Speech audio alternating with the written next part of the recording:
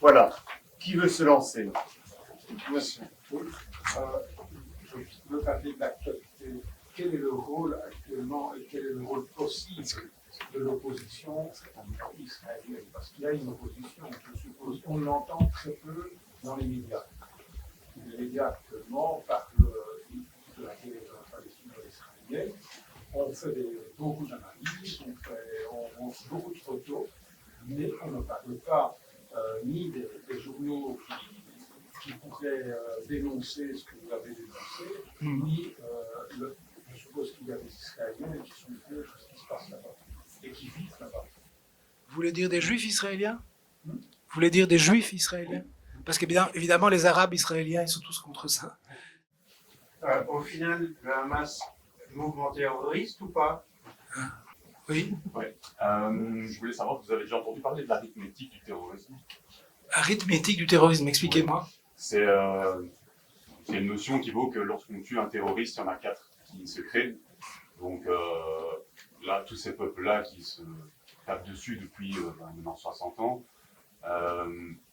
est-ce que vous pensez qu'un État binational serait possible en sachant que ces populations se tapent dessus depuis lors et que ces gens voudront certainement avoir des volontés de vengeance? Okay, c'est déjà pas mal.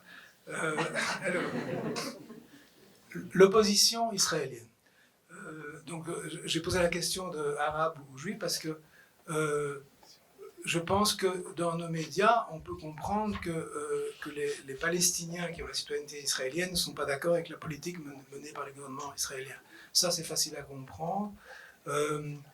Par contre, ils sont terrorisés, je vais revenir sur le mot terrorisme, tout ça, par l'État. Ils ont actuellement, donc j'ai des témoignages, que c'est extrêmement difficile pour des Palestiniens citoyens d'Israël de manifester leur opposition à ce que l'armée israélienne fait. Mais c'est aussi difficile, mais c'est aussi difficile pour les opposants israéliens. Alors, vous vous rappelez peut-être qu'avant l'attaque du 7 octobre, il y avait un grand mouvement d'opposition contre certains aspects de la politique menée par le gouvernement Netanyahou, qui est le gouvernement le plus extrémiste qu'il y ait jamais eu en Israël. C'est d'ailleurs une des questions qu'on pourrait développer, c'est pourquoi est-ce que les Israéliens, au cours de leur histoire, les Juifs israéliens, ont toujours voté de plus en plus pour des gens de plus en plus extrémistes. Parce que c'est ce qu'on voit, en fait. Bon, c'est une grosse question, pas facile. En fait, le gros de l'opposition à Netanyahou et à son gouvernement n'est pas une opposition antisioniste. C'est-à-dire que c'est une opposition qui est dans le consensus. Israël doit rester un État juif, nous devons rester majoritaires, mais nous devons fonctionner démocratiquement entre juifs. Et c'est pour ça, par exemple, qu'ils se sont battus contre la diminution des pouvoirs de la Cour suprême ou du pouvoir judiciaire en général, etc. Bon, maintenant, il y a toutes sortes de nuances, il y a toutes sortes d'associations qui existent. Il y a même un journal quotidien qui n'est pas le journal principal, mais qui est un journal qui a quand même une certaine audience, qui s'appelle Haaretz, qui donne la parole, y compris à des juifs israéliens anti-sionistes, qui remettent en question les fondements de l'État d'Israël, les fondements inégalitaires de l'État d'Israël. Mais c'est très minoritaire. Il faut savoir que le système éducatif et le système médiatique israélien, c'est un bourrage de crâne incroyable. Je donne un petit exemple d'amis qui sont des Israéliens expatriés en Belgique. Et pourquoi ils sont partis d'Israël? En fait, ils ont eu un enfant qui est allé à l'école maternelle en Israël. Et un jour, la maman a découvert qu'on faisait construire des petits chars d'assaut en carton à des enfants de 2 ans et demi dans la classe, quoi. Elle a dit ça c'est trop, je pars de ce pays. Voilà. Bon, mais ce sont des cas. Bon, je vous ai dit aussi qu'il y avait beaucoup de gens qui votent avec leurs pieds, c'est-à-dire qui partent d'Israël. Alors, il y a une minorité, pas négligeable, mais une minorité qui le font pour des raisons essentiellement politiques. Donc cette opposition, elle existe. C'est très difficile. Il faut être très courageux, en fait. Même, bon, encore plus quand on est palestinien d'Israël, mais même quand on est juif israélien, c'est très difficile. Ça coûte. Vous savez qu'il y a des centaines et même des milliers de jeunes qui refusent le service militaire. Il y a aussi des milliers d'adultes qui refusent en tant que réservistes, de rempiler dans l'armée. Il y en a de plus en plus même maintenant, mais ça reste une minorité, quoi. Ça reste. Mais effectivement, tous les juifs israéliens ne pensent pas la même chose et il y en a qui sont opposés. Il faut aussi savoir que les Israéliens sont probablement, parmi les populations mondiales, ceux qui savent le moins ce qui se passe à Gaza. Ceux qui ont le moins d'images d'enfants qui meurent de faim ou qui meurent de bébés qui meurent dans les couveuses, et des trucs comme ça. Parce que les médias, comme dans toutes les démocraties libérales, sont dominés par des grands groupes médiatiques qui sont acquis aux positions du pouvoir, quoi. Voilà, j'ai répondu à peu près. Ok, alors, et effectivement, si on ne les entend pas, c'est aussi parce que c'est peu relayé chez nous. Nous, moi je fais partie de 2 associations juives, dont une très ancienne qui s'appelle l'Union des progressistes juifs de Belgique. Nous, on met un point d'honneur à donner la parole à ces gens. On va organiser d'ailleurs à l'automne, je n'ai pas encore la date, mais une conférence rien que sur les oppositions juives aux politiques menées par l'État d'Israël, en Israël même. Voilà, avec d'ailleurs des Israéliens expatriés qui sont ici. Alors, le Hamas est-il un mouvement terroriste ? Vous savez que le terrorisme n'est pas une notion juridique. Il n'y a aucune définition juridique acceptée généralement du terrorisme. Le terrorisme est une notion politique. C'est ainsi que les États-Unis ont établi une liste d'organisations terroristes, de partis, les Européens ont copié la liste américaine, pratiquement. Voilà. Il y a des petites différences, mais très peu. Et alors, c'est quoi l'objectif d'établir une liste d'organisations terroristes ? C'est de disqualifier les partis et d'empêcher d'avoir tout débat et toute discussion et toute tentative de négociation avec eux. C'est ce qui a été fait vis-à-vis du Fatah, qui était le principal parti palestinien pendant très longtemps, ce qui a été fait avec l'OLP jusque dans les années 70. Donc, en fait, c'est une technique bien connue qui consiste à dire « nous n'avons pas de partenaire pour la paix ». Vous connaissez cette phrase ? Nous n'avons pas de partenaire pour la paix. Et c'est ce qui a été fait avec le Hamas.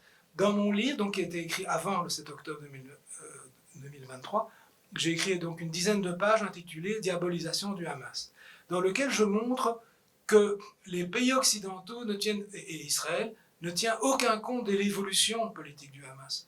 Le Hamas est devenu un mouvement politique et qui a commencé à prendre les armes en 1987. À ce moment-là, en 1988, ils ont sorti une charte.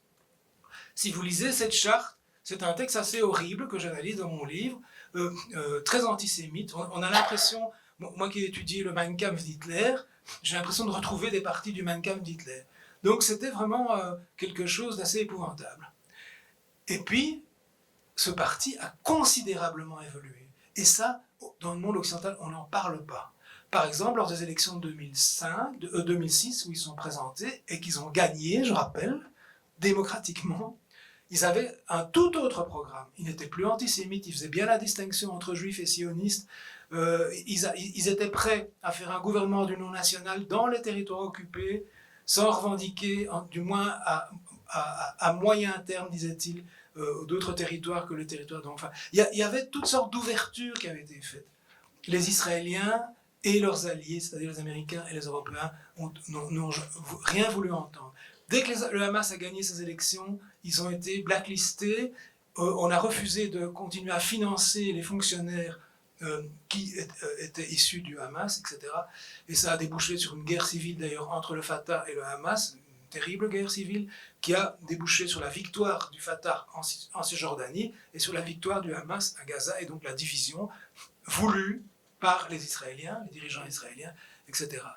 Donc, moi, je n'emploie jamais l'expression mouvement ou État terroriste. Je ne crie pas, par exemple, Israël État terroriste. Je dis qu'Israël pratique le terrorisme à une beaucoup plus grande échelle que le Hamas. Parce que moi, j'emploie le mot terrorisme comme le fait d'utiliser la violence pour terroriser la population civile. Ce que Israël fait à une très grande échelle et depuis l'origine. Voilà. Alors ça, oui. Mais si je dis qu'Israël est un État terroriste, ça veut dire que je le diabolise et on ne discute pas avec les terroristes, donc on ne discute pas avec Israël, etc.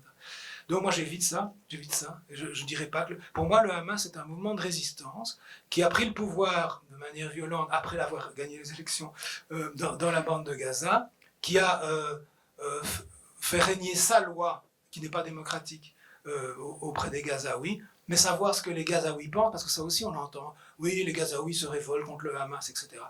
Il y a des Gazaouis qui parlent contre le Hamas, mais il y en a toujours eu. Hein. Il y a toujours eu. En fait, le Hamas n'a pas tué tous les opposants. Hein. Il y a des gens, et d'abord il y a des gens qui ne sont pas musulmans, enfin les chrétiens sont quand même très minoritaires, mais il y en a. Voilà. Et puis il y a des gens du Fatah, il y a des gens du FPLP, il y a des gens enfin, d'autres partis politiques. Je ne dis pas que c'est une démocratie, loin de là. Mais je dis que le Hamas est un mouvement de résistance.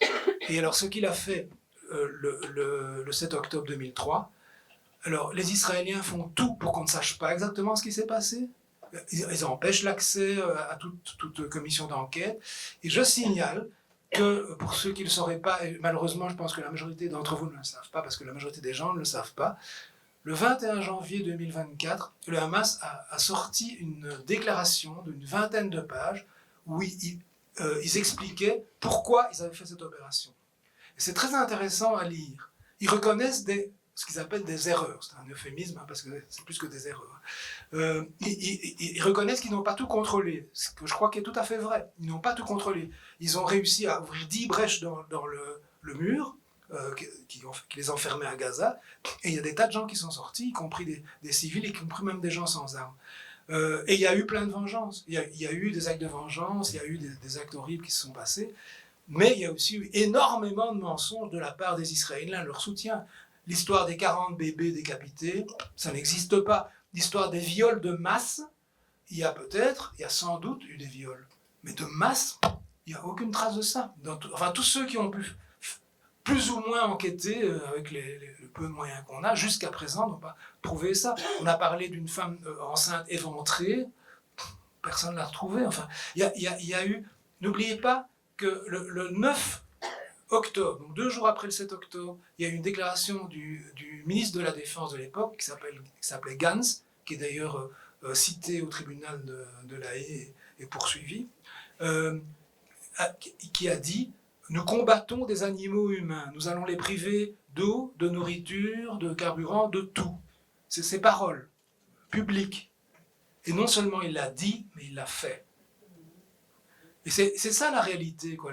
Alors, je ne défends pas le Hamas, comme c'est pas du tout mes opinions, etc. Mais je considère que c'est un mouvement de résistance et qui effectivement a commis des actes de terreur au cours de son histoire. Il y a eu plusieurs moments aussi, ils ont arrêté et ils l'ont dit, nous arrêtons. Donc ils ont fait des ouvertures et jamais on a accepté ces ouvertures. Voilà. Comme on faisait avec le Fatah avant et avec l'OLP avant. Donc l'histoire se répète avec un mouvement qui cette fois-ci est religieux. Mais est-ce que vous savez par exemple que le Fatah vient de la même origine idéologique que le Hamas, c'est-à-dire les frères musulmans? C'est intéressant à savoir ça. Voilà. Même si c'est un mouvement qui s'est laïcisé, qui a eu un programme laïque, etc. Alors que le Hamas garde un programme islamique. Hein. Donc moi j'imagine que si le Hamas prenait le pouvoir sur toute la Palestine, on n'aurait pas les mêmes droits pour tout le monde, quoi qu'ils le disent dans leur programme. Leur dernier programme date de 2017, et ils parlent d'égalité des droits, de liberté de la presse, etc. Bon, c'est sur papier, mais autant les prendre au mot et voir jusqu'à quel point... Enfin, bon, voilà. C'est ça que je pense, quoi. Voilà. J'ai répondu, donc, il y avait autre chose sur le terrorisme. Ah oui, la réconciliation possible. Monsieur, là au fond. Oui, c'est ça, la possibilité d'un État binational. Oui. Alors, j'en parle aussi un petit peu dans mon livre, 1 ou 2 pages là-dessus, sur est-ce qu'une réconciliation est possible. Moi, je pense que tout est possible à partir du moment où les crimes qui ont été commis sont reconnus, où il y a des demandes de pardon, une réconciliation est possible. Je vais prendre un exemple historique, c'est l'exemple des relations entre l'Allemagne et la France. L'Allemagne et la France se sont fait 3 guerres terribles en un siècle, en 1870, 1914-18, 39-45. Une réconciliation, bon, il y a eu beaucoup de haine entre ces 2 peuples, mais une réconciliation a été possible. Alors évidemment, les circonstances historiques sont particulières, ne sont pas les mêmes, l'histoire ne se répète pas telle quelle, etc. Moi, je pense que la réconciliation est toujours possible, ça prend du temps. Je pense qu'il y a énormément de haine, effectivement, aussi, à cause de tout ce qui s'est passé et qui continue à se passer. Mais je pense qu'une réconciliation est possible à partir du moment où on se traite en égal, où les crimes sont jugés. Rappelez-vous aussi le génocide au Rwanda. Alors, moi je ne suis pas un spécialiste du Rwanda, mais je sais quand même qu'il y a tout un processus qui a été entamé pour permettre aux Rwandais qui devaient vivre avec leurs voisins génocidaires de pouvoir continuer à vivre ensemble. Alors je ne dis pas que c'est idéal, mais il y a quand même une volonté politique de faire en sorte qu'une réconciliation soit possible, et ça passe par des pardons, par aussi une expiation par des peines, etc. Voilà, je sais pas, il y a sûrement des gens ici qui connaissent mieux ce cas-là que moi. Moi, je pense qu'au cours de l'histoire, tout est possible, et que c'est une question de volonté politique et de volonté humaine et morale, quoi. Voilà. Bien, je m'excuse d'être long dans mes réponses. Vous avez cité les grands conflits, notamment entre l'Allemagne et la France, Oui. et le conflit rwandais, et il y en a eu évidemment beaucoup d'autres. Oui. Avant ces conflits, les personnes les plus informées avaient des prémonitions.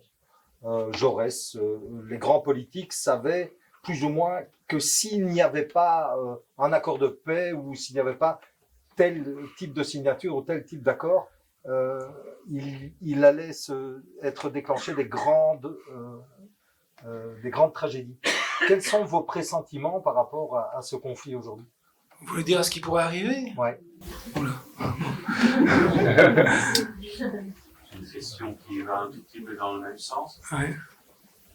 Le vent tourne depuis une semaine avec les bombardements sur l'Iran. Ça va impacter évidemment l'opinion occidentale sur la légalité des actions d'Israël, même pour ceux qui la défendaient jusqu'à maintenant. Est-ce que ça pourrait faire pression dans le sens positif pour les Palestiniens, dans le sens que ça va ouvrir quelques yeux en Occident, ou est-ce que ça va justement enfiler le conflit à entraîner les États-Unis à tout brouiller et créer une situation beaucoup plus grave? Troisième question. Oui. Moi, je voulais revenir sur la possibilité d'une solution à deux États. Quand on voit le morcellement du territoire, comment est-ce que la gestion d'un territoire morcelé comme celui-là, atomisé finalement, pourrait être modifiée pour permettre vraiment une administration binationale cohérente et qui soit porteuse d'un futur réel pour les deux peuples? Michel. Oui, ok. Alors, moi, je ne sais pas prédire l'avenir. Je me base sur cette question israélo-palestinienne depuis que j'ai 15 ans à peu près. Moi, j'en ai 72, donc vous voyez le truc. Quand les gens disent c'est décourageant, vous voyez, on est dans une horreur pas possible, ça dure depuis tellement longtemps, qu'est-ce qu'on voulait qu'on y fasse? Moi, je dis, selon les paroles du grand poète palestinien Mahmoud Darwish, il dit, en parlant des Palestiniens, « Nous souffrons d'un mal incurable, l'espoir ». Et moi, je vois que les Palestiniens n'arrêtent pas de se battre pour leurs droits. Il y en a beaucoup qui meurent, il y en a beaucoup qui sont emprisonnés, il y en a beaucoup qui souffrent énormément, mais ils continuent à se battre. Ils ne peuvent pas faire autrement. Et moi, je dis que tant qu'ils se battront, je me battrai avec eux. Alors, quand on voit les gens qui se mobilisent en Belgique, je ne suis pas toujours à l'aise à côté de certaines personnes dont les motivations ne sont peut-être pas les mêmes que les miennes. Il y a des gens qui ont plutôt une mobilisation de type clanique, je veux dire. Je suis musulman, je suis arabe, je me mets avec les musulmans, avec les arabes, mais c'est quand même pas l'impression majoritaire que j'ai l'impression majoritaire que les gens se battent au nom des droits humains. Et pour faire le lien avec la question sur l'Iran, moi je crois que les gens, beaucoup de gens ont ouvert les yeux depuis qu'on voit, même si on ne le montre pas assez, ce qui se passe, c'est qu'est la politique menée par les Israéliens à Gaza. En Cisjordanie, on le voit moins malheureusement, mais il se passe des choses très horribles aussi. Et ce qui se passe, donc la guerre que les Israéliens viennent de provoquer avec l'Iran, je ne sais pas si vous avez remarqué, mais moi, une des choses qui m'a fortement mis en colère, c'est la réaction de Macron, par exemple. Macron qui est en train de justifier ce que fait Israël en nourrissant la peur d'une guerre nucléaire auprès de nous. Et donc, je ne suis pas sûr que ce qui se passe là-bas pour le moment, et va donner encore plus de sympathie à la cause palestinienne. Je pense qu'au contraire, c'est une diversion. C'est une diversion qui peut être très dangereuse en plus. Hein. Mais, et donc, les soutiens d'Israël, et ils sont nombreux encore, font croire que Israël mène une guerre juste en Iran et qu'il est en train de sauver de nouveau le monde ou l'Occident, je ne sais pas, etc. Et donc ça m'inquiète très fort, et là aussi il faut se battre contre cette propagande, parce que tout ça se passait au moment où les Américains discutaient avec les Iraniens. La même administration qui a dénoncé les accords qui dataient de 2015, 2016, je ne sais plus très bien, donc c'était la première administration de Trump avait dénoncé ces accords, ce qui avait encouragé les Iraniens à ne pas respecter eux-mêmes les accords, etc. Et maintenant, on est en train de dire c'est la faute des Iraniens, etc. Alors effectivement, moi je crois qu'ils essaient d'avoir la bombe atomique. En tout cas, de mieux s'armer face aux dangers qui les menacent. Et c'est pas un danger inventé. La preuve, ce qui se passe en ce moment, voilà, où l'armée israélienne est beaucoup plus forte que l'armée iranienne, en tout cas l'armée de l'air. On va voir sur la durée, hein, parce que l'Iran, c'est un pays beaucoup plus grand qu'Israël, et à mon avis, ils ont des ressources insoupçonnées, en tout cas en termes de profondeur. C'est un peu comme quand Hitler s'est attaqué à la Russie, quoi. Bon, l'Iran n'est pas aussi grand que la Russie, mais l'Iran est beaucoup plus grand qu'Israël. Voilà. Et donc, je ne sais pas où on va. Je sais pas. Moi, je ne sais pas prédire l'avenir. Tout ce que je sais, c'est que bon, vous savez, moi, je ne mets pas beaucoup en avant le fait que je suis juif, sauf sur ce combat-ci, parce que c'est un sens politique de le faire. Que c'est pas un conflit interreligieux, que c'est pas un conflit interethnique, que c'est un conflit politique. Pour moi, la lutte pour la justice en Palestine, c'est une lutte contre l'apartheid, donc anticolonial, hein, parce qu'en fait, le projet sioniste, c'est un projet de colonisation, de peuplement, aux dépens de la population locale. Donc il y a beaucoup de points communs avec l'apartheid sud-africain, mais aussi des différences. Il y a des points communs avec l'Algérie, mais aussi des différences, etc. Mais en tout cas, c'est un projet colonial. Et il faut décoloniser. Enfin, moi j'emploie cette expression, désioniser Israël. Il faut que ça devienne un État démocratique. Et pour que ça devienne un État démocratique, qui devra sans doute changer de nom, parce que Israël, ça aussi, le choix du mot Israël. Vous savez que Israël, c'est pas seulement le nom d'un État, c'est le nom qu'on donne dans la Bible aux Juifs. Et donc le fait de confondre de manière permanente un État et une religion ou un peuple, enfin ça dépend comment on se situe, je vous ai dit ce que je pensais du mot peuple, c'est très malhonnête, quoi. Moi, je me rappelle une discussion qu'on a eue à l'UPJB, donc l'Union des progressistes juifs de Belgique, dont je suis membre depuis longtemps. À un moment donné, on voulait changer de logo. Et il y a une petite minorité de membres qui disaient on ne va plus mettre d'étoile de David parce qu'on va nous confondre avec les Israéliens. Et moi, je dis au contraire, il faut revendiquer de mettre une étoile de David. Parce que ce n'est pas un symbole israélien, c'est un symbole confisqué par l'État d'Israël. Mais c'est un symbole juif, beaucoup plus ancien. Alors nous, on a une étoile de David qui n'est pas bleue sur fond blanc, hein, qui est rouge sur fond blanc. Voilà. Donc, voilà, cette appropriation par l'État d'Israël de tout. Vous savez que dans les armes officielles de l'État d'Israël, c'est une menorah, c'est-à-dire un chandelier à 7 branches, qui est un symbole religieux. Mais ils se le sont appropriés, quoi. Voilà. Ils font de la Bible un livre d'histoire, etc. Enfin, avec une certaine interprétation, etc. Voilà. Alors la solution à 2 États, moi j'y crois plus. J'y crois plus parce que j'ai vu sur le terrain comment les populations...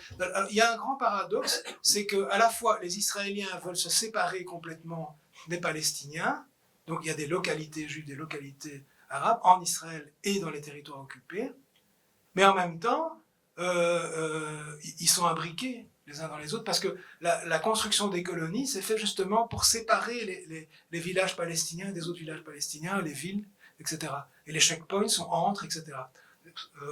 Dans le monde diplomatique, il y a quelques années, on parlait d'un archipel de Palestine, tous ces petits îlots, etc. Et donc, on est dans un...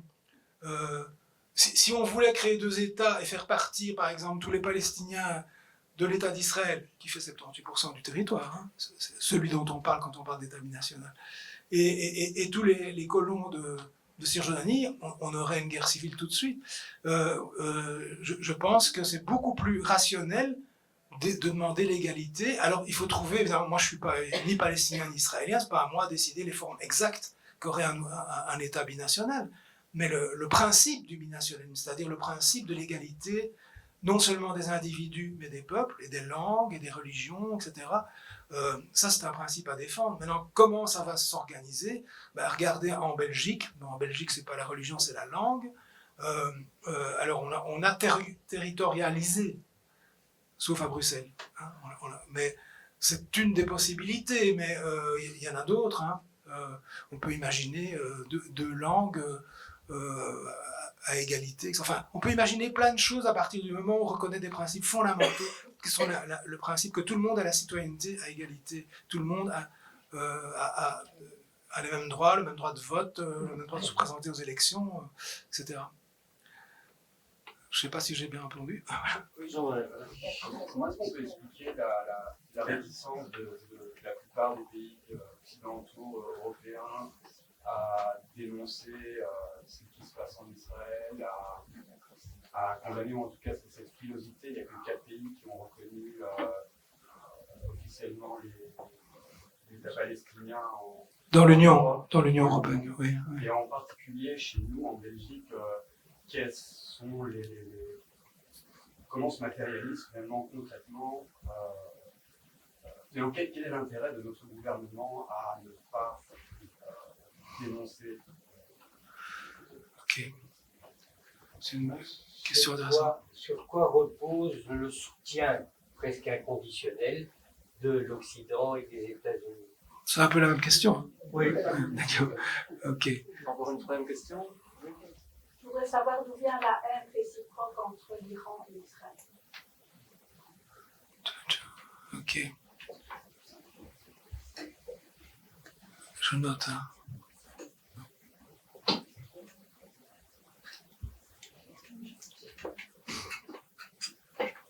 Bon.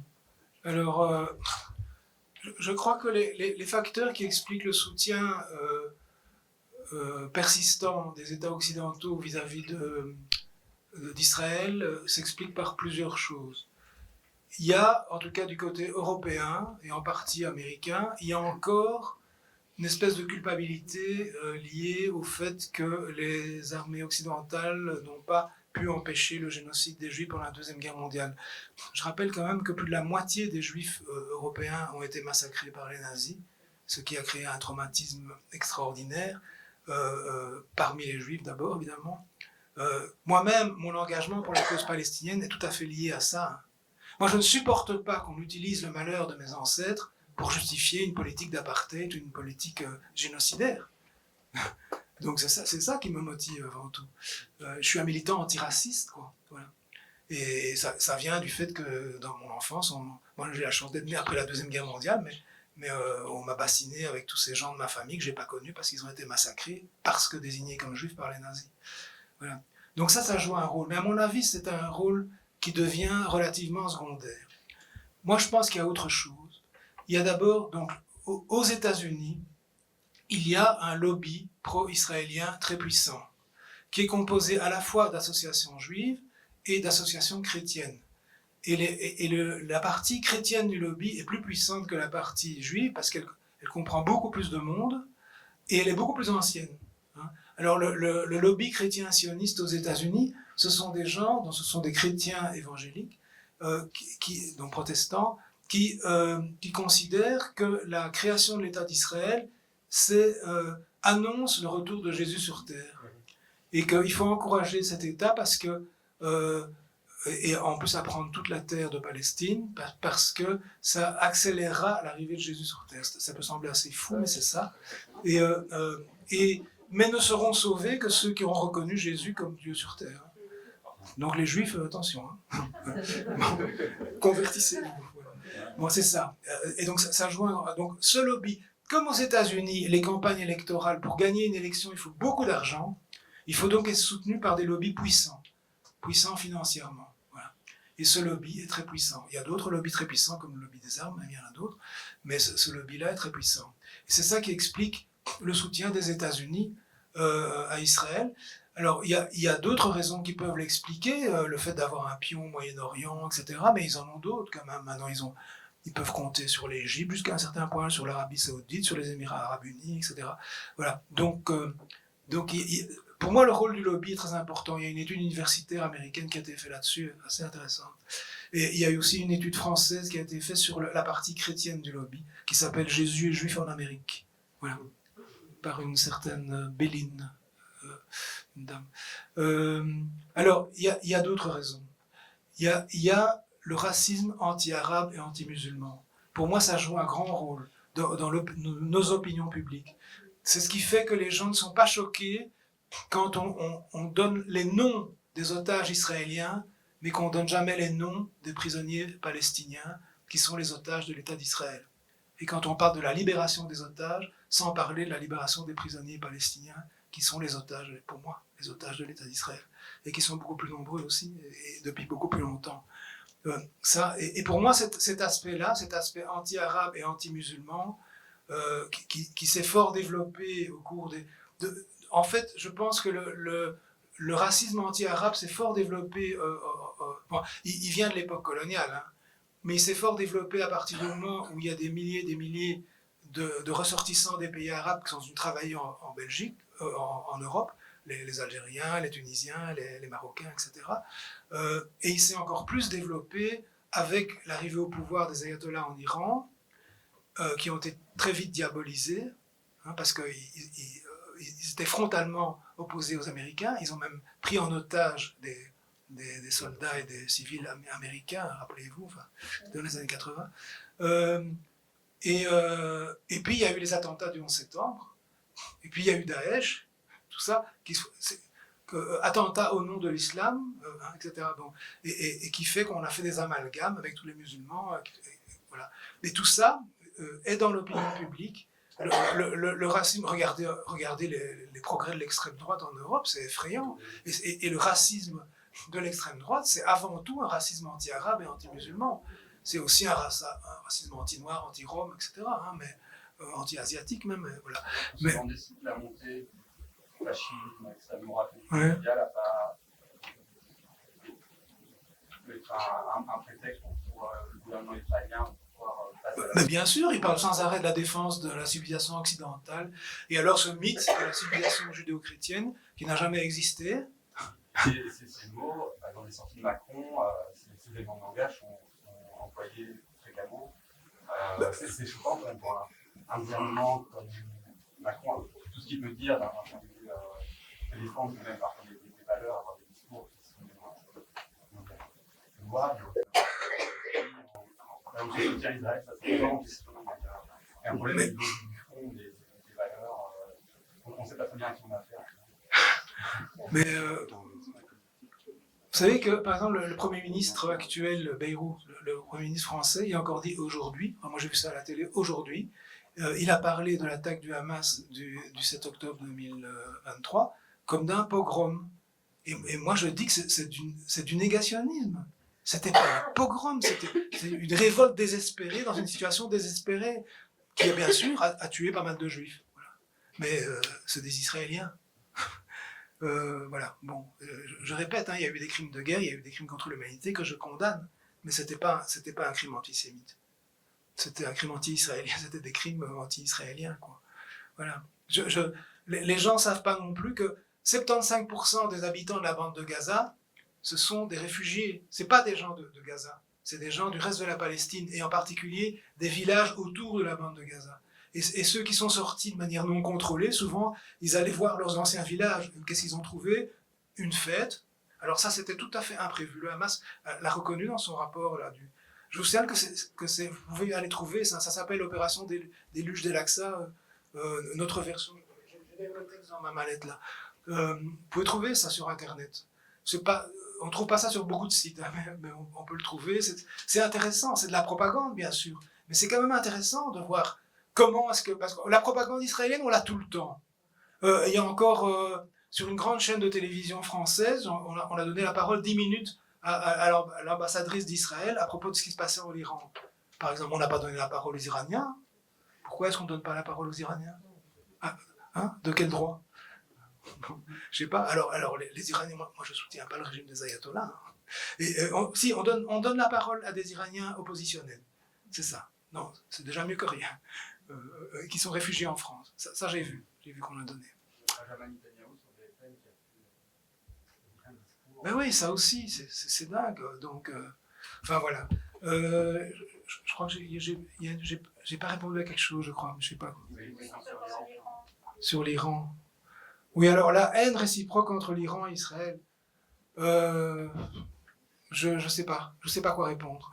Je sais pas quoi répondre. Je pense que un régime comme le régime iranien a besoin d'ennemis, que l'Israël a besoin d'ennemis, donc ça les arrange bien tous les deux. Donc ils ont besoin de diaboliser un autre, de focaliser l'attention de leur population sur Netanyahou, la décision qu'il a prise d'attaquer maintenant l'Iran. C'est lié à des problèmes de politique intérieure. Hein. Il était sous la menace d'une motion de censure, comme on dirait en France. Je ne sais pas comme ça qu'ils disent en Israël. C'est-à-dire de perdre son pouvoir. Et il était en même temps le processus judiciaire dans lequel il est continue, très lentement, mais continue.